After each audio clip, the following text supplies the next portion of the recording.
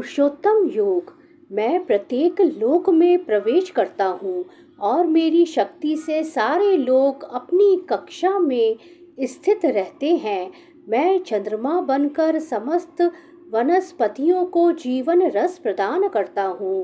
तात्पर्य ऐसा ज्ञात है कि सारे लोग केवल भगवान की शक्ति से वायु में तैर रहे हैं। भगवान प्रत्येक अणु, प्रत्येक लोक तथा प्रत्येक जीव में प्रवेश करते हैं। इसकी विवेचना ब्रह्म संहिता में की गई है।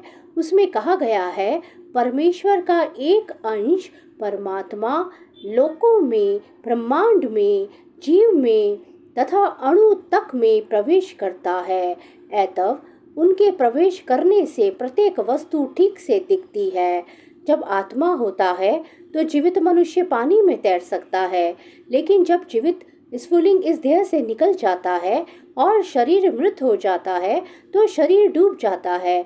निसंदेह सड़ने के बाद यह शरीर तिनके तथा अन्य वस्तुओं के समान तैरता है, लेकिन मरने के तुरंत बाद शरीर पानी में डूब जाता है। इसी प्रकार ये सारे लोग शून्य में तैर रहे हैं और यह सब उनमें भगवान की परम शक्ति के प्रवेश के कारण है।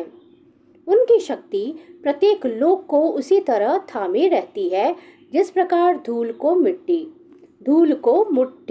मुट्ठी में बंद रहने पर धूल के गिरने का भय नहीं रहता, लेकिन जो ही धूल को वायु में फेंक दिया जाता है वह नीचे गिर पड़ती है।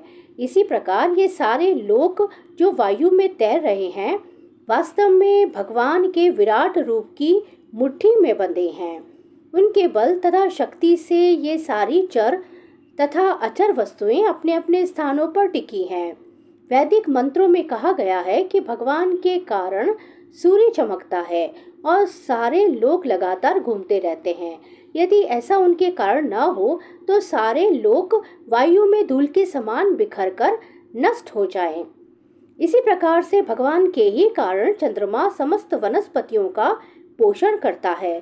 चंद्रमा के प्रभाव से सब्जियां सुस्वादु बनती हैं। चंद्रमा के प्रकाश के बिना सब्जियां न तो बढ़ सकती हैं और न स्वादिष्ट हो सकती हैं। वास्तव में मानव समाज भगवान की कृपा से काम करता है, सुख से रहता है और भोजन का आनंद लेता है, अन्यथा मनुष्य जीवन न रहता। रसात्मकः शब्द अत्यंत महत्वपूर्ण है। प्रत्येक वस्तु चंद्रमा के प्रभाव से परमेश्वर के द्वारा स्वादिष्ट बनती है। मैं समस्त जीवों के शरीर में पाचन अग्नि हूँ और मैं श्वास प्रश्वास प्राण वायु में रहकर 4 प्रकार के अन्नों को पचाता हूँ। आयुर्वेद शास्त्र के अनुसार आमाशय पेट में अग्नि होती है जो वहाँ पहुँचे भोजन को पचाती है। जब यह अग्नि प्रज्वलित नहीं रहती तो भूख नहीं जगती और जब यह अग्नि ठीक रहती है तो भूख लगती है। कभी कभी जब अग्नि मंद हो जाती है तो उपचार की आवश्यकता होती है। जो भी हो, यह अग्नि भगवान का प्रतिनिधित्व स्वरूप है। वैदिक मंत्रों से भी पुष्टि होती है कि परमेश्वर या ब्रह्म अग्नि रूप में आमाशय के भीतर स्थित है और समस्त प्रकार के अन्न को पचाते हैं। क्योंकि भगवान सभी प्रकार के अन्नों के पाचन में सहायक होते हैं, अतः जीव भोजन करने के मामले में स्वतंत्र नहीं है। जब तक परमेश्वर पाचन में उसकी सहायता नहीं करते तब तक खाने की कोई संभावना नहीं है। इस प्रकार भगवान ही अन्न को उत्पन्न करते और वे ही पचाते हैं और उनकी ही कृपा से हम जीवन का आनंद उठाते हैं। भगवान शब्द के भीतर, शरीर के भीतर, वायु के भीतर तथा यहाँ तक कि पाचन शक्ति के रूप में आमाशय में भी उपस्थित है। अन्न 4 प्रकार का होता है।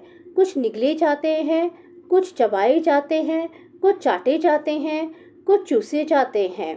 भगवान सभी प्रकार के अन्नों की पाचक शक्ति हैं।